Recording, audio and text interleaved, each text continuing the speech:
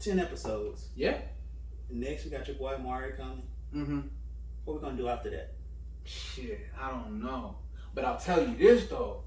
The other night, bro, I was with the Snow Bunny. I was beating Doonies down, boy. I'm talking fat, fat, fat. You know what I'm saying? Next thing I know, she talking about, me with your nigger dick. And I was like, whoa. But I was kind of turned on though. You think it's weird I was turned on? Alright, you know what? Don't answer that.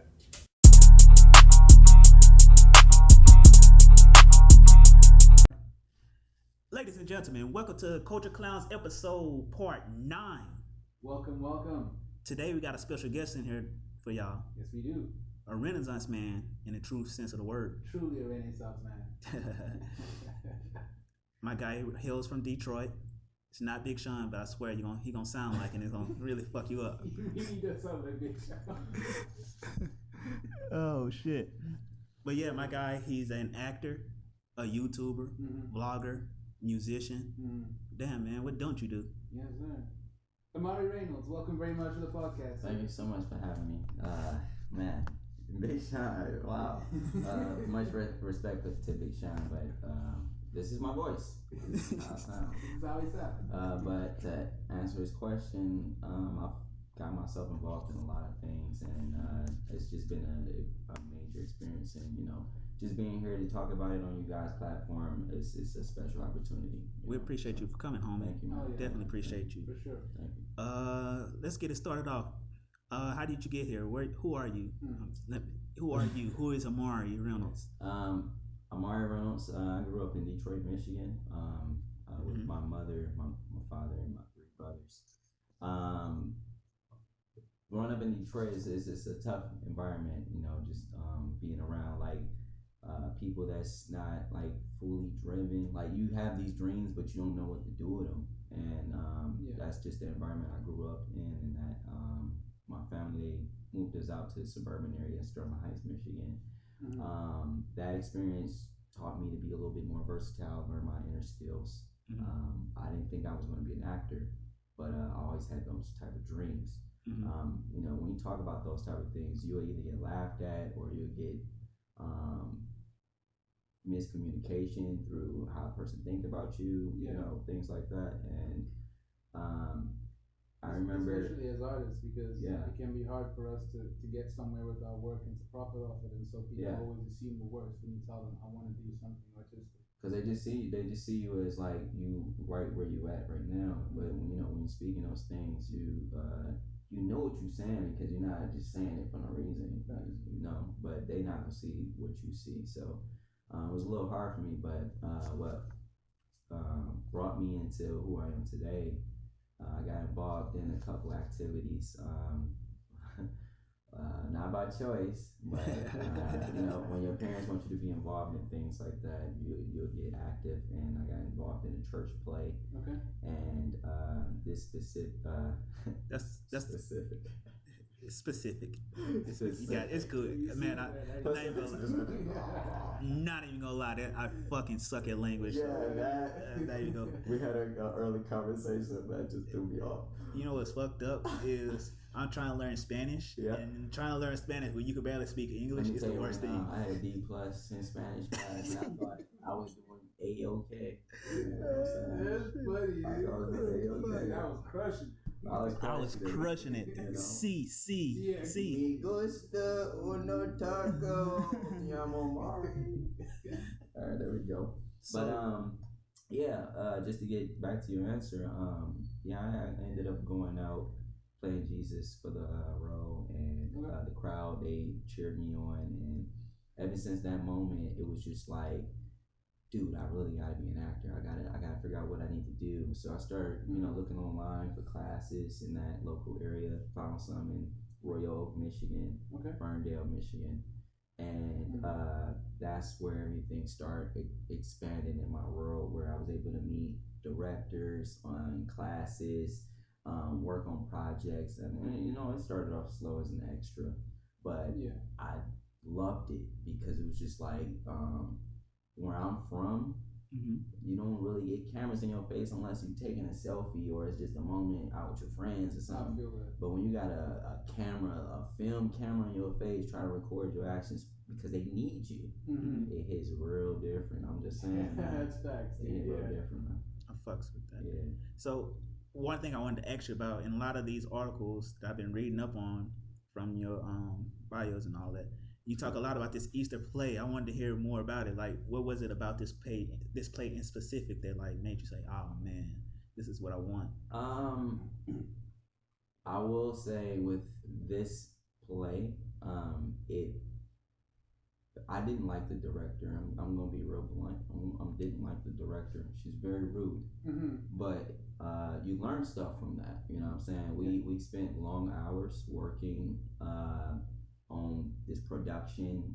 It's been times where a person mess up, we gotta start all the way over and from scratch. It was just a lot going on. So it felt a little bit soothing when the crowd can tell we put our heart and blood, sweat, tears into this production. And for me as an individual, just getting people to come to me and say, "Hey, Amari, that was really good, man. You should really consider acting." Or, "Hey, Amari, I love when you did this." And this is a church play. So when you move in the room and everybody's crying and they in tune with the character you're portraying, you're doing your job. So that's what, kind of made me get excited to doing this. All right. Yeah. That's really cool, man. Yeah. And it's interesting because from my side, I definitely feel the similarities there because my first performance when I was in school, was in a nativity play, right? So I went to school. It was a Christian school, and so that's also really where I got my start. And even though it wasn't something that, because I played one of the roles of the wise men, and even though it wasn't necessarily something that was like massively huge, I didn't have a lot of roles or anything. It was just the beginning of, oh wow, there's something cathartic about being in front of people, portraying this character, and seeing their response to that, seeing their response to how you respond to the situation you're in as this character, not as your usual self, etc. And so that was also the beginnings for me, and so I definitely understand that. And I'm really interested to find out from you how your experiences, say, during these plays and during these moments where you're doing theater stuff, how that sort of influenced your mindset coming into this industry and what you were going to expect from directors, producers, whoever it might be. That's a good question. I don't know. Theater wasn't always my favorite because I feel like theater is a little bit more challenging. It's another volume to that because you got to be on cue, you gotta be vocal, you gotta be knowing your marks. It's so much to it. Film is a little bit more easier because you do so many takes and things like that. But the instant gratification, though, for me, like, don't get me wrong, You're a theater guy. I love movies. Yes. But I love storytelling, so I like the story arc of both. I like the story, but for me, when I'm doing plays, it hits differently when the audience, or like you do something funny or you do something crazy, and the audience like, oh,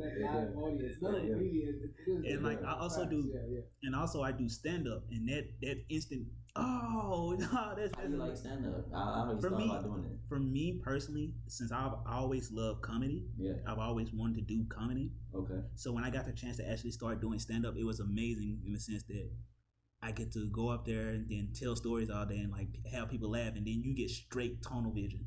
And for me, I love movies, and I will, because movie, to me, I feel like I would choose movies only because that's where the become star and all the money is, whatever. But that instant gratification, and then also that you doing something on stage and it's right there in a moment, you can never be in that tunnel vision. Like, I've tried so hard, but anytime I'm filming, I can never get that type of tunnel vision as I do when I'm doing something live. But that's the beautiful thing about being in this industry. It's like everybody has something that they're attached to. Some people like theater more, some people like comedy more, some people like film more than some people just like music. So I love it, but it's just like what's good about like this industry is that at You some can mix point it. you can bring it all together. You know what I Exactly. mean? So I love it, man. And don't get me wrong, I love movies and I love making movies because I love the process of like breaking the script down and like, oh, I'm going to go out here and shoot it, and then you could transform something like a little small space into an amazing like setting. Yeah. And I love the process of theater too. But like I said, for me, I love that tonal vision that you get when you're just on stage. That it's when they say, I get why comedians, musicians, and all that. I get why they say there's such a high and so addicting, because when you're on the stage and you like controlling the audience and you're in tonal mode. You don't see anything. You just like, I feel like with me in movies, like when I'm doing anything on film or like on camera, I'm always thinking about something. Whereas when I'm doing it live, you don't have time to think about it. You just do it and go for it. You're in the moment. And you know, it's and what the audience is seeing is what they're seeing. You know, whereas with film, there's editing, there's this, there's that, there's a whole bunch of different things that are going to end up influencing the final product and how people end up seeing you on screen. Exactly. Which is removed from in that moment. I'm interested to find out how long ago did you come out to Cali, and when you came out here, was it something that you thought about, like, should I go out to California? You talking about when I like first moved here? Yeah. Or was it like you know what? I always wanted to head out west. You know, since I started doing this acting thing, fuck it, I'm gonna go out west and I'm gonna do my thing.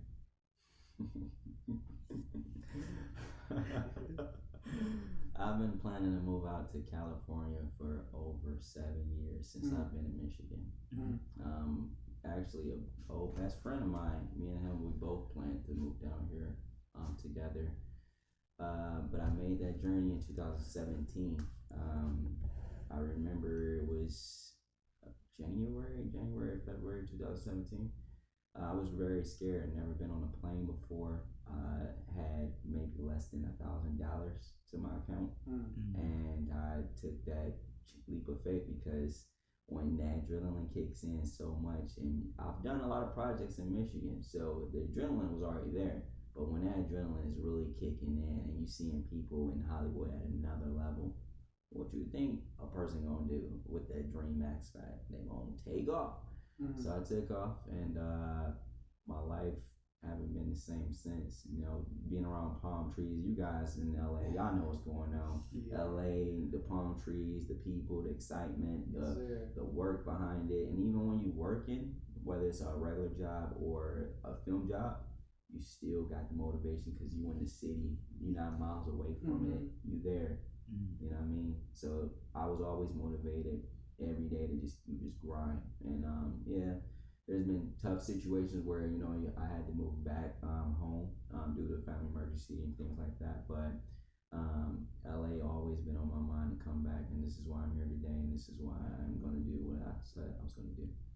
All right, speaking on that, you say it with like setbacks and stuff. For you, in those moments where you like had those setbacks, what have been your main focus, like drawing you back in? Like, all right, it took me away from there. This minor setback, I got punched in the face. What's your get back off the mat? What's your get off the mat moment, or whether was that like? You talking about like how do you recover? Yeah. From like how do you recover? Yeah. Everybody have a different way of how to recover. It just depends on how that person's structure is. But for me, it was just reconnecting with people that's already like locked in to what I'm trying to do. You know, when you dealing with situations, sometimes you fall short and you don't get back on your grind, and you need that person to give you that kick, that push. And those were the guys I needed. Like, I have a friend, Trevor Joseph. He's in the industry too. He's been in it over 5 years.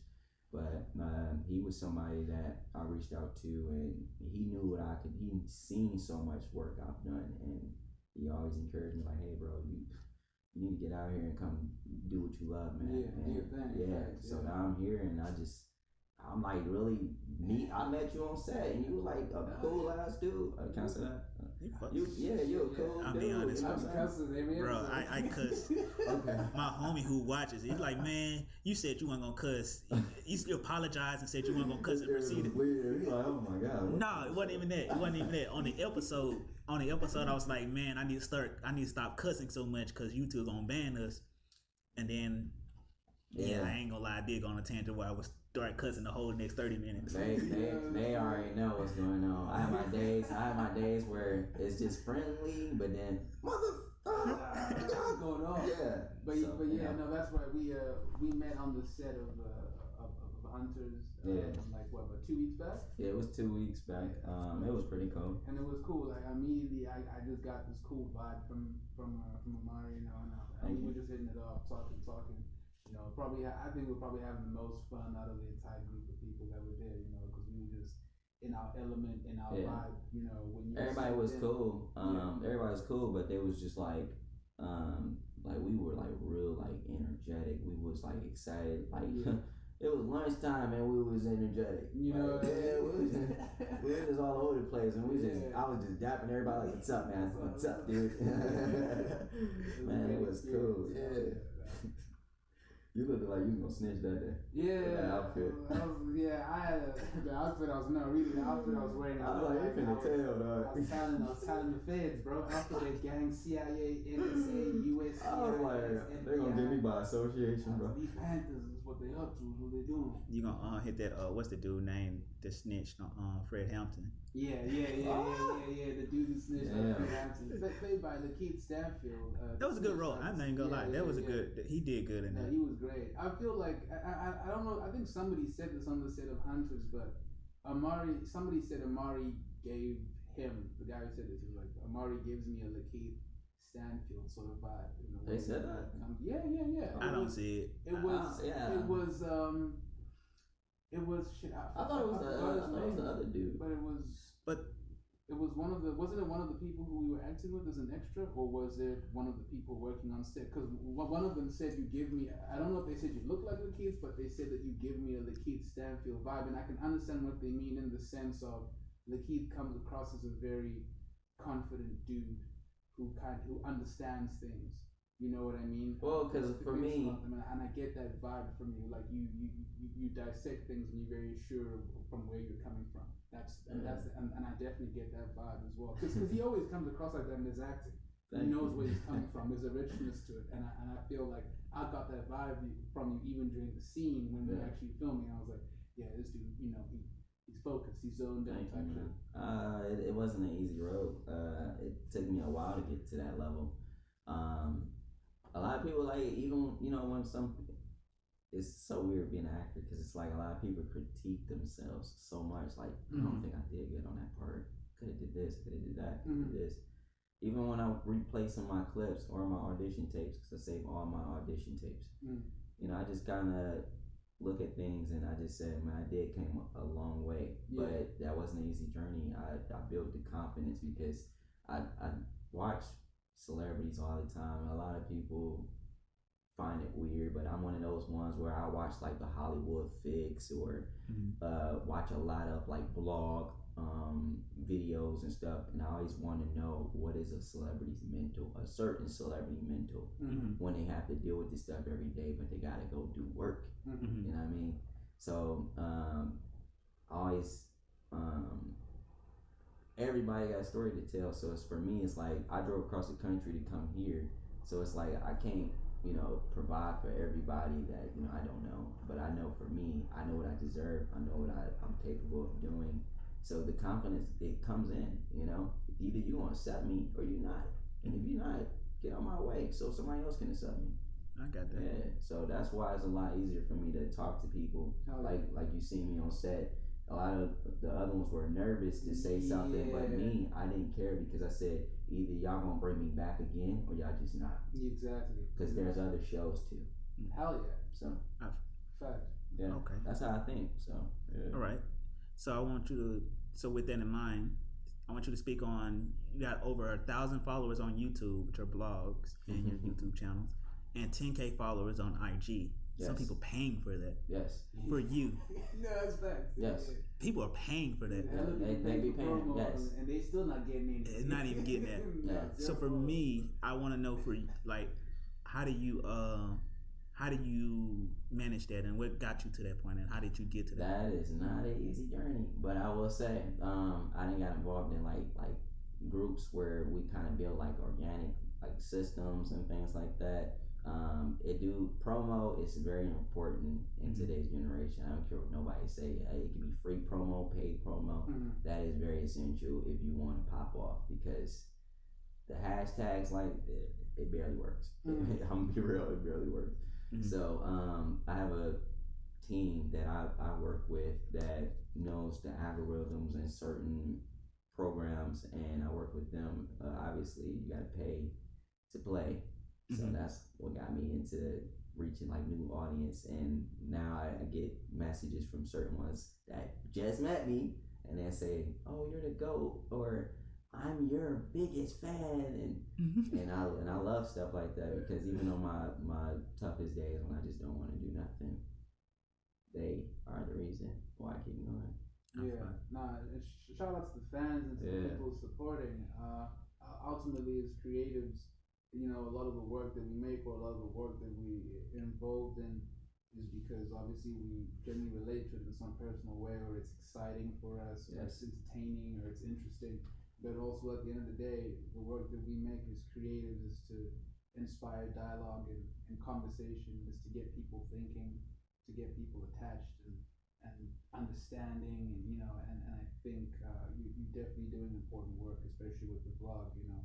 Getting people to understand what LA is like, what the industry is like, especially for you. Very seldom do we get that personal point of view. You know what I mean? There's always. It's starting to become a little easier for me, like when I'm asking like people on set, like production, like, is it okay for me to vlog? Because I already know what they're gonna say. They're gonna say, "Oh, you just can't get the scenes." Right. So it's starting to become a little easier for me to ask them, because it's like I hear that same sentence every time. Don't get the scenes, but when we're done, it's okay to, you know, post. So it's like, with all of them giving me that permission, this is gonna be a hell of a, you know, season for people to watch, because it's like, I don't know what it feels like to be behind the scenes. I know people back at home, Detroit, South Carolina, Georgia. I know people that never touched foot out of those states, but they always wanted to know what life is like, you know, in these scenes. So they go on my channel, they watch. So okay. All right. Yeah. Lighten it up. How long ago did you start vlogging? Literally like during the pandemic, bro. Okay. Yeah.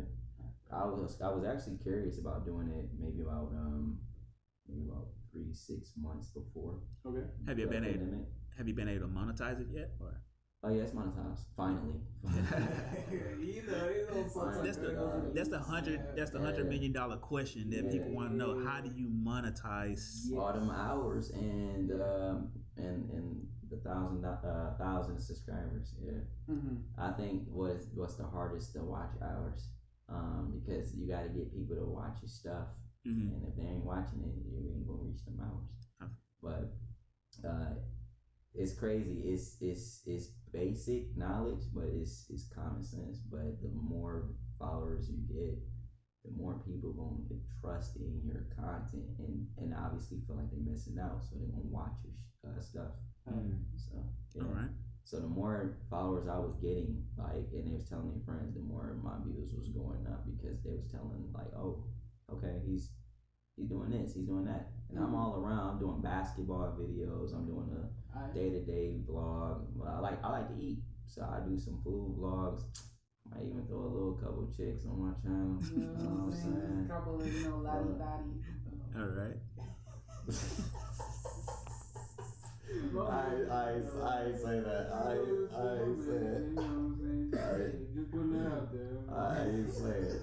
I'm interested to find out, in terms of the music, because we've definitely spoken a lot about the acting, and I think for me and Jay, definitely, you know, the acting and the industry stuff in terms of film and television is very much where we're more focused. But as somebody who's a music producer and has a record company who's really trying to push in that scene, I'm interested to just find out from you what your journey through music has been like. And have you always been into music? Was it something that you just kind of fell into? People were like, "Oh man, you're actually dope at rapping, man. You should, stick at it."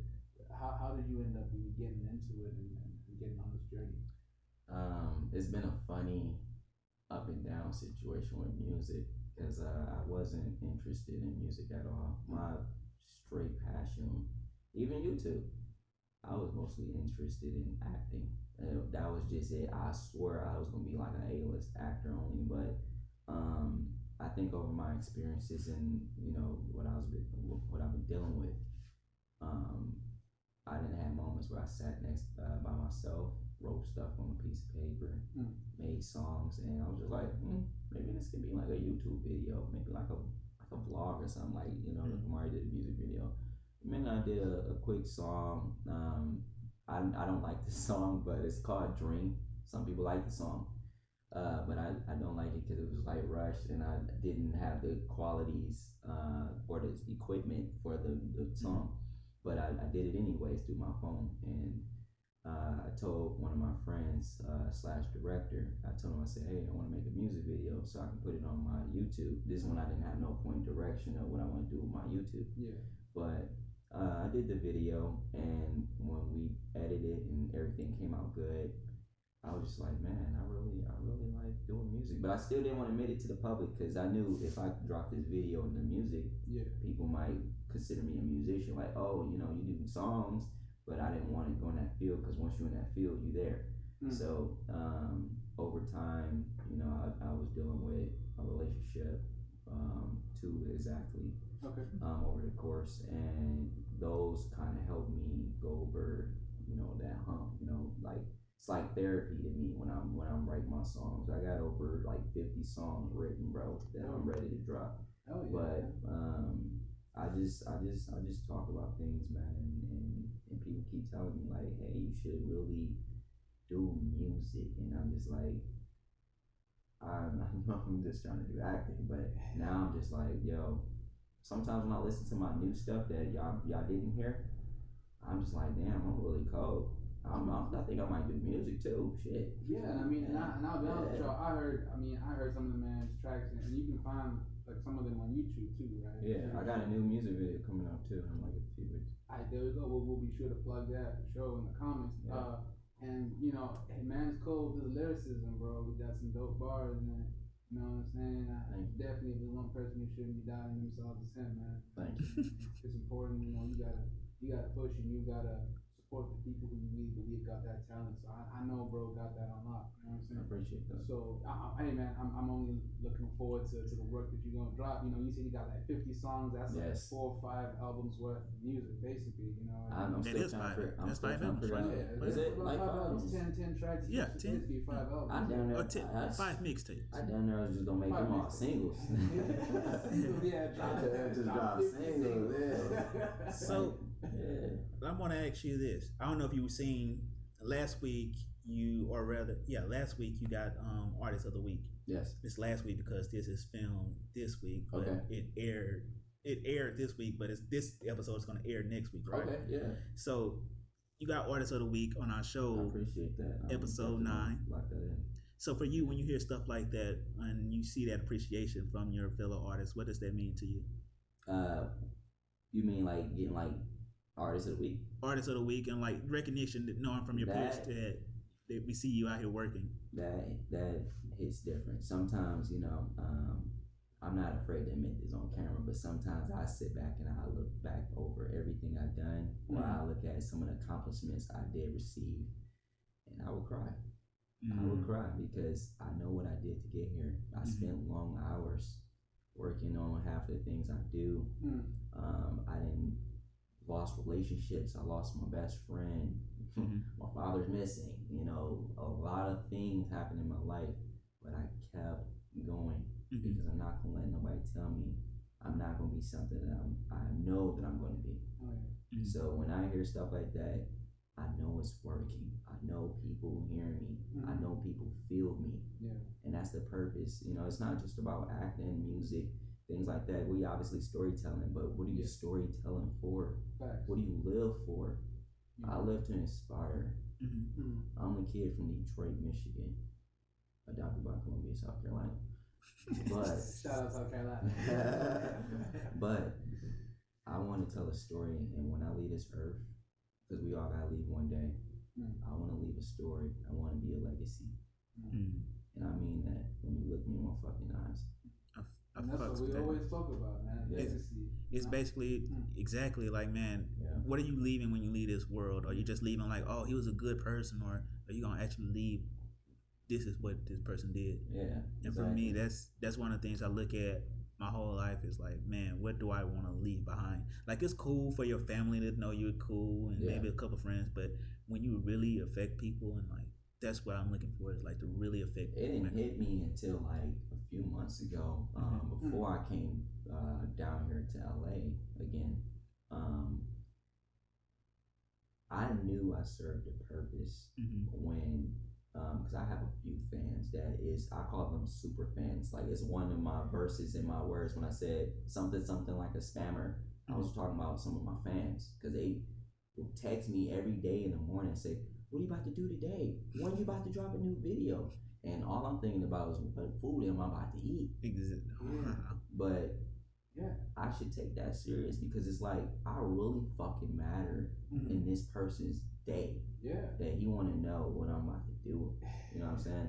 That's why, you know, I get a little weirded out when I'm just pulling out a vlog and like, oh yeah, what's up? But it's not about me at this rate. It's about making somebody else happy that like watching my vlogs. I had a person come up to me at the club back in South Carolina and told me about my own video, like what I did with my mom. Like, oh yeah, when you did this with your mom, I was like, I really make a difference. You know what I'm saying? There's actually niggas out here really watching that shit, bro, and they're like, bro, like I'm actively watching this. I want you to know, like, this is for me, like, appreciate you and all type shit.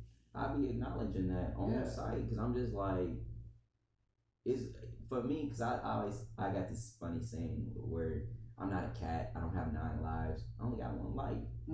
This is the life that I've always dreamed of like reaching out to others through social media. I never know what this feels like, but now I'm in this moment. Let me enjoy this shit. You know what I'm saying? Hey, raise your clubs up, man. Raise your cups up. I fucks with that head. Yeah, come on, give me that, bro. Come on, man. Yeah, come on, give me mine, bro. All right, let's go and lighten this up a little bit. Got some little heavy hitters that we came up with. All right. First one we want to ask you is, you have a dinner party. Yeah. You can invite three guests. Okay. Who are those 3 guests and why? It could be anybody. Anybody across any time. It could be dead, they could be alive, they could be actors, it could be engineers, it could be business people, whatever. Anybody. 3 people. 3 people. I'm just gonna be so generic, but this is also an extraordinary answer. But it's gonna be my mom and my 2 brothers. Blood is thicker than water, and they've been with me through my ups and my downs. They know me more than anybody in this world. And I haven't had a good meal from my mom in months, so I need a good meal real quick. Okay. That's a damn good answer. I'm not even gonna argue with it. I was like, man, I'm not hit that, man. You know what I was gonna say? Who's the famous people you gonna order? This man. I don't know about your answer, baby. I don't know. You wanna get something generic? Your mom? You see them every day. I want that soul food from my mama. But nah, I fucks with that answer heavily. Let's see. So if you had one superpower, what would it be? Being invisible. Why invisible? I mean, you wouldn't be able to see me. That's my choice. And then I can get away with so much. But I feel like if you somebody probably on your show said, I want to fly. Somebody probably said that, but I feel like if you fly, don't you think the government gonna come get you? I feel like this. I wouldn't want to fly. My thing would be the telekinesis, where you can like move stuff with your mind. That's dope. That would be dope though. They wouldn't catch you on that. I think you know, like at like a super souped up form, you can like manipulate stuff in matter form. Like, that's low key smart. I ain't gonna lie, because I thought I had the upper hand with invisible. Because I was like, they went. But no, I ain't all them cameras. That's always my choice. My first choice is always invisibility, because I just think that's dope, dude. you could do all manner of shit. Bro. But here's the thing, you though. could board a plane and travel somewhere no one's ever gonna know. Until some fat dude sits on you. That's funny. Until somebody sits right on your tail. You're right at me. What the hell is this? You know what I'm saying? Whoa. And then you just gotta sit there. You can't say nothing. That's funny. But no, my thing with Invisible, it just always see like even when you see people with invisible powers in movies, it's like, but what can you really do? Like, that's true. That's true. You go invisible, like, nah. Did anybody ever think about like what do Batman really do? Like out of all the superheroes, be rich. He's just a rich white man. Yeah, it really is. It's probably Batman. It's just like throw some like bad things and stuff. And Boomerangs, Batman. Yeah. His power is privilege. Like the most I ever seen like action from him White women is like when he like talked to his butler the most. You know who I'm talking about? Alfred. Yeah, Alfred. No, I will give Batman this. He is supposed to be like a super genius in a sense. Okay. Yeah, he's like a super genius. He can like the world's greatest detective. I would give him that. But yeah, his that is a good way to look at that. The world's greatest detective. I mean, of course, he does have his like kung fu and his fighting stuff that he learned, from Ra's al Ghul and the boys up in the mountains. But that's about it in terms of his actual like power. Fighting. But I really believe Joker really didn't get the upper end on him. Hell yeah. I really do believe that. That's why the Joker's one of my favorite villains, bro, because they just limit him though. Yeah. I feel like they limit him. I feel like the Joker, he is the perfect antithesis of what Batman is. Like, he is the perfect villain for Batman. In the sense that Batman is like stark on foot, everything straight and narrow. Joker goes. Have you ever seen the Superman and Batman?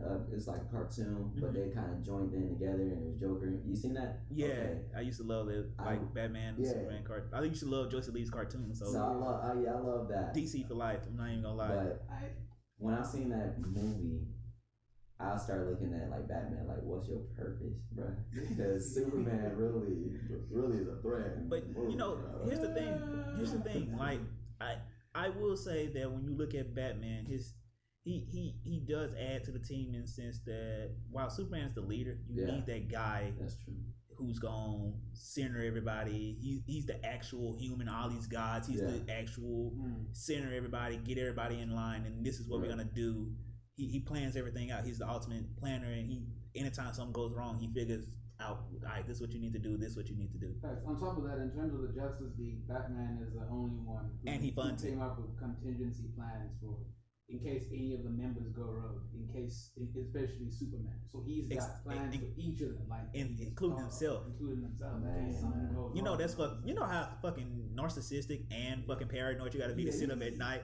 This is how I'm gonna kill you. He's smoking that Zaza. Where's that Zaza? Making that that strong shit. Oh no. Just waiting for that light. Is it there? It's there. Cape on. Let's go. Oh man. All right, I got one. I got another one for you. Yeah. Football or basketball? Basketball. Okay. All right. What's your team? Lakers. All right, I fucks with it. Wherever LeBron goes, where I'm going. All right, come on, let's go. Lakers, LeBron, Jordan, Kobe. He said, "I'm gonna just move say less. over." Interview's done. Like, it's nothing else. Just hear it. Hey, I'm one of a kind, bro. Let's not even gonna lie. Like, I'm exactly the same way. I'm super team LeBron. Like, I don't care what the haters saying, man. You can't, because all I'm gonna say is this: men lie, women lie. Numbers and actual tangible things don't lie. Statistics don't lie, dude. And then what he's every day, and people constantly, they don't want to give him his flowers right here. And that's the thing, like, all the things he's done on the court, then you take all the things he's done off the court, and then who he is as a person. Yeah, he's the first active NBA billionaire. Right? Active star, active athlete that become a billionaire while they was doing it. Yeah. That's crazy. Yeah. And he started this whole athletes being bigger than their organization thing. Like, I love that because it's like, he got the school in Akron. Right. He living the dream that I would love to kind of live in my own way. Right. Because it's like you investing in like the school, you giving back to your community. Exactly. You may not do it on camera, but I done seen some articles where he's done things in the community. And like, and you got enough time to like film like a Space Jam And you know what's crazy? And then you do that little barbershop talk. So I'm like, you got your hands tied everywhere. Exactly. But you still got enough. And you know what's points, crazy? You know what's crazy? People are like saying, "Oh, the Space Jam." I enjoyed it. It was actually pretty good. Yet, so don't spoil it. I'm gonna say this. I'm gonna say this. I'm gonna say this.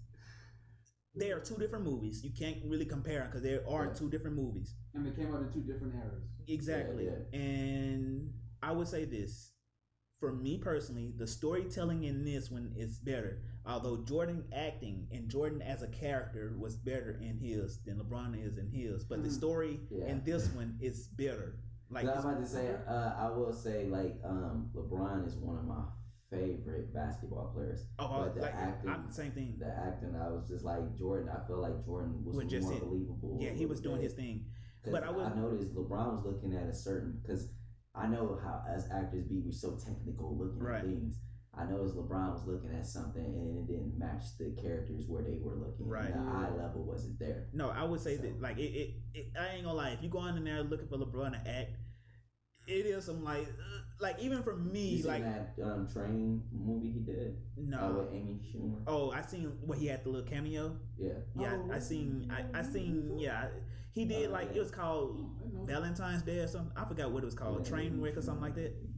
Okay. Like Trainwreck or something like that. Trainwreck. Yeah, that's it. I haven't watched it, but I know. He just did like a cameo. It's pretty good though in that one. But I would say this: there's parts it balances itself out. Like you got enough other things in it to balance his acting out, and then it takes him. It only like a few parts though where I was like, okay, man, you trying a little too hard. You trying, hey, bring this down. Like I wish his director would have sat to the side. Hey, man, you ain't gotta go work. Like it was parts of like, man, bring it down a little bit. You don't need to do that. You doing too much. All he needed to do was like put Stephen Curry on the side somewhere, and then he probably. No. It was like. I can't tell you without giving away the movies, but it's like certain parts where he's interacting with his son. It's like, okay, it's a little cringy acting wise. But I would say that the story in this one is more written out than the story that was with Jordan. The Jordan one was. I gotta see it because I love like hearing when old directors saying things about the new ones. But here's the thing: they did the same thing for Bad Boys. The old director was a hater though. He's like, oh, he's not even top 20 players. Like, all right, come on. For the first yeah, the one that did the first director was tweeted about this. He's not LeBron. This new LeBron movie. And so I would say this. Go in it. You will really enjoy it, especially if you love basketball. Like it. I would say this. Long term, I don't think it's gonna age as well as the old one because it does have a lot of his comedy comes from a lot of references that are prevalent now. Yeah. Like a lot of LeBron's and it's a lot of references to like LeBron's career and him doing it's like a lot of side jokes that maybe 20 years from now when people don't understand the context of it, it's gonna be like, all right, cool, you're not gonna get it. But for right now, it's way funnier and it's way better written. When I say it's better than the old one, I won't compare the two because they're two different movies. Okay. They're completely night and day. Okay. I gotta check it out. But it is hilarious though. I laughed from beginning to end. Like, and then the opening scene, like the trailer looks good. It really I enjoyed it. I enjoyed it. I think it served its purpose tremendously. Okay, yeah, I gotta check it out. See what's going on. You got one in? You want I think I gave you pretty much all the questions that I was. Let me see. Oh, I got one. I forgot. All right. Yeah. Look, we'll move into questions with M&J. Bet. All right. Cool. So we have a segment on this show called Questions with M&J, and basically questions with M&J for all the audience that know. It's basically for a chance for them to tune in with us and link in and kind of get up their feedback and engage in the conversation. Okay. And so today, our question from Questions with M&J is going to center around basically you and this conversation, whatever. Okay. And so for me, what I would like to know from you, the audience watching, and from you, do you feel that based on everything we was talking about today and all the things that you've experienced, do you feel like there's a certain level of self-sabotaging between four people that are coming up in this field? Absolutely not. You talking about from what the segment was here today? Yeah, just in general, do you think there's a level of self-sabotaging that keeps people from actually achieving their goals in life? And I think that's related specifically as well to black people. Do you think that we can self-sabotage maybe sometimes, and that we can play the victim too much, or that we aren't serious enough sometimes in our pursuits, or that we clown people, we're not supportive enough? Let's put it that way. I think it depends on the situation. I can't really like just say a statement and that's what it is. That's done. It just depends on the situation. I usually focus on me. I know that there are easy ways to self-sabotage your career or yourself, but you always got to train yourself and know that that can always happen at any given second. I think some people that's grown, that's been in the industry, if we're talking about the industry, I think they should know the do's and don'ts. But if that's to their discretion, if they want to stretch it and do things to self-sabotage, and some of the characteristics that always go along in that realm is arrogance. Yeah, that can play a big factor. Definitely. Not listening, because you always, I don't care what level you at, you gotta hear somebody out. Because when I wasn't listening to quite a bit of people at some point, I started going downhill. And that's the problem nowadays, especially in like politics or social climates, cultural people just not wanting to listen, especially on social media, putting out their point of view and just being. I usually now in that field, well, I don't care if it's politics, I don't care if any of those things. I usually stay out the way because everybody's entitled to their opinion, but not everybody understand that. A lot of people, they think because of that opinion you put out there, you instantly an enemy. So I usually try to separate my personal views from whatever I'm promoting and whatever I'm talking about, because that person, they could like Trump and I may not like Trump, but they have every right to like Trump because that's who they believe in. Maybe my opinion is different, but if we're going to work together, I'm going to just put aside my differences and my beliefs and say that for another day, because this is what's more important to me right now. Ultimately, for you, if they're a fan of your content, support your content, that's what matters to you. Yes. In the grander scheme of things. I definitely feel that. I couldn't say it better. Like, I do feel like there is a level of, you want to get into something, but you be like, but you know those doubts creep in. It's hard. I have a friend who's always, he loves talking about politics, but he even shuts up sometimes because he'll see me get quiet in a heartbeat, because it's like, imagine yourself being on like the Ellen show or something like that. We all seen what happened to the baby. I hate to play him because I have so much respect for that dude, especially working with him. But it's just like, he didn't apologize so many times, and people keep bringing it up over. And you gotta be careful out here, man. Like whether your view can affect somebody else. And that's the thing. Like it definitely goes back to our conversations about cancel culture, and then obviously there's I don't like with cancel culture, Boozy as well. That's just it's the thing with like, the thing was, I understand like exactly what you're saying. It's completely like one of those things. You just really gotta watch what you're saying. This cancel culture is like real. It's like real wavy, bro. It's like an ocean, bro. It's gonna drown you, bro. Exactly. I don't even want to be associated with that. That's deep. Exactly. Bro. And you're right. Like sometimes it's just best to like just shut the fuck up. Yeah. It really is. Just shut the fuck up. And if you feel like you're gonna say something, just shut the fuck up. Like the whole thing, like the Boosie, the baby thing, and all that. Let me say this. Yeah, at first my roommate, he's gay, whatever, right? Yeah.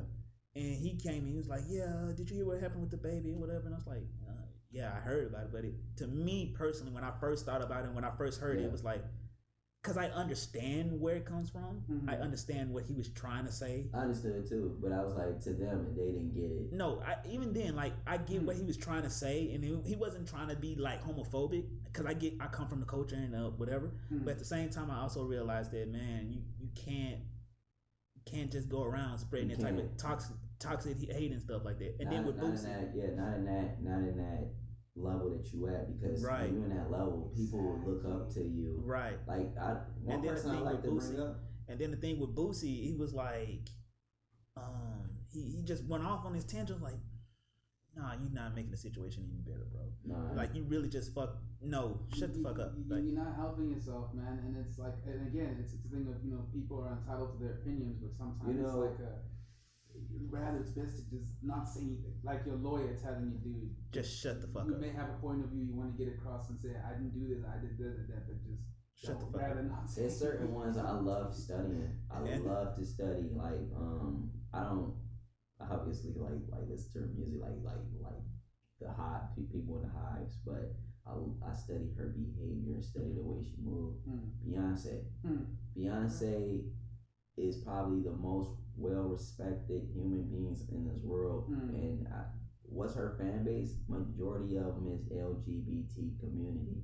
That's a lot of revenue coming in her pocket, right? Because they behind her back, right? So why would if I have somebody that's in the LGBT community, why would I mess up what I got going on? Exactly. If you have fans in the community, listen to your music, watch your movies, watch your vlogs, why would you create? Being in this industry, you gotta be careful with what you say, do, move, how you function. Exactly. Somebody out there watching. And it kind of sounds selfish. Why would you jeopardize your own shit? But it's like it's still your bag. It's still how you get in your cloud. It's still you know what I mean. You still got to make those important choices. Exactly. They lift you up. They can bring you down. And then and that's the thing. It really just comes down to that. It just sometimes it's just best to shut the fuck up. Yes. like the whole thing with Boosie. Like I get Boosie funny though. He's funny. No, here's the thing. He's funny. Boosie funny. He's funny. And he comes from that old guard, but at the same time, he comes from that old guard, that whole, I get it, but it's the same time I realize it's like, man, you can't go around like hurting people, bro. You can't go around, you can't go around saying fuck everybody, and we're not in that time no more. Things will change. Is that why they keep taking down his Instagram? No, they took down his Instagram. I actually watched the interview with the Instagram dude yesterday. Okay. Oh, on Breakfast Club? Yeah. Yeah. Okay. And so basically, I figured that out. They took how the dude explained it. Boosie basically, you know how he has all these damn girls on his Instagram, like pocket, show your pussy online, I get $1,000. He basically got one too many nudity charges against him, and they took it down because of that's what Instagram was like. So because he went viral after that. No, because he got taken down because of the video. He said of the girl that she was sitting on his piano, but she was butt ass naked. You can't be doing that. Boosie crazy, bro. You see what I mean? Like Boosie be doing shit like that, dude. It's like. They love making him look funny, bro. Like they had one video where he said, I need. It was like a whole compound. Yeah, there was one video where he said, I need 3 giraffes. I'm like, nigga, what is this making him give me 3 giraffes? And from where? That's crazy. But yeah, he's definitely like, him and Plies are two most entertaining people you can see on Instagram. Plies is funny. He's funny as hell, bro. But yeah, like. Yeah, it just like I said, sometimes you just have to shut the fuck up. Yes. That's just really it. And honestly, keep it moving. Like if you have an opinion, it's gonna be, just keep it to yourself. That's true. Like the whole thing with Trick Daddy when he went at Beyonce and all those people start counseling him. Yeah, that was funny. Just shut the fuck up. Bees in them comments. Exactly. Man, you see what they did? They like trashed. They took his restaurant from like a 4-star to like a 1-star. I believe it. They went in. They said, "Here, roaches." That's why when people be telling me like, "Would you want to smoke with your fans or supporters?" I said, "No, absolutely not." Yeah. Because they would be doing some digging in, trying to find stuff. Yeah, exactly. Or wait on your one mess up. And like I said, man, you have to shut the fuck up. If you believe something, cool. If that's what you believe, cool. That's what you believe. Be quiet. Don't be hateful. Yeah. Don't be an asshole, man. That's my thing. That's my motto in life. Don't be an asshole and respect everybody. Exactly. Yeah, exactly. I agree. And so with that, I think we about almost done, ready to wrap up. Before we wrap up, we have this segment we like to call Artist of the Week. Okay. And with Artist of the Week, it's basically how we like to highlight artists around us that we know or we see doing their thing out here and working. And it could be anybody from a painter, a film director, an actor, a musician. We don't care if you play bongo drums outside of Sam's Club. your art is your art. And so we really like to highlight those artists. We like to big people up and give them their roses while we can. Okay. And so this week we want to give it the floor to you. You got any artists out there you want to big up? I appreciate that. This is a guy that I really shout out on most of my stuff. I'm always shouting out other people, but this artist of the week goes out to my friend, writer, actor, producer, potential director, director, yeah, Trevor Joseph. This guy been in the industry for about 5+ years, coming from Wisconsin. Cool. I've watched him grow from being an amateur performer to this dude is really making. If y'all really want to know about connections, y'all need to reach out to Trevor Joseph, because he be knowing his sources. Sometimes I got to go to him to learn things. So that guy, he's working on a project right now, acting, and then he's also writing his own material. So don't be surprised when his stuff will be out here in the public very soon. So shout out to you, Trevor Joseph. If you're watching this video, hearing this clip, make sure you keep it going, bro. How can we reach out to him, or how can we find him? You can find him on his social media, Trevor Joseph on Instagram. I think that's his Facebook as well. You can find him on IMDb. He's still working. So just make sure y'all check out his content, man. Hell yeah, and we'll be sure to post the links and all the information. Exactly. In the bio, etc. All right. Sure. With that, how can people reach you? All right, so I have a website because everything is just everywhere. So this is the bundle for you guys. Y'all want to check out my press, my social media, whether it's Snapchat, Facebook, Instagram, any of that. Linktree.com/Amari Reynolds. If y'all want to check out some of my music, Linktree.com/Amari Reynolds Music.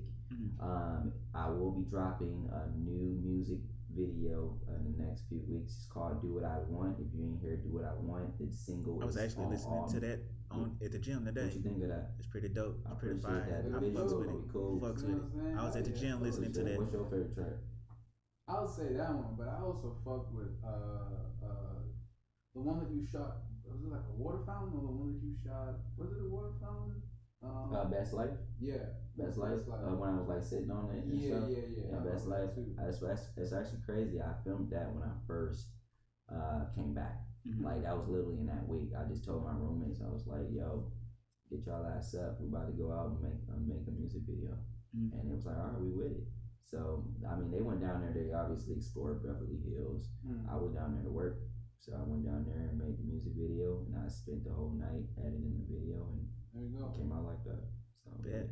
Fucks with that. Yeah. All right. Got anything else you want to add before we go? Yeah. So make sure y'all check out my music video. I got more videos coming out very soon. More music coming out very soon for the ones that's been asking me constantly if I'm dropping more music.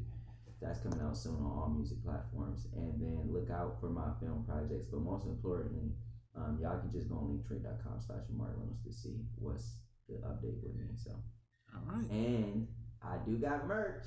I got merch. That merch. Go to teespring.com/store/Amari Reynolds. We got sweaters, tank top, t-shirts, cups, bags. We got all that stuff, man. So make sure y'all get it. We got season 1 and season 2. Season 3 is gonna come out very soon, so make sure y'all look out for that. Okay. And I got a big surprise for y'all very soon, but y'all gotta follow me on my social media and know what that is. No cap. I bet. No kizzy as my guy. No kizzy, bro. All right. Bet. We're gonna definitely get the links down below. Sure. Links, check the links down below to link in with my guy. That shit right there.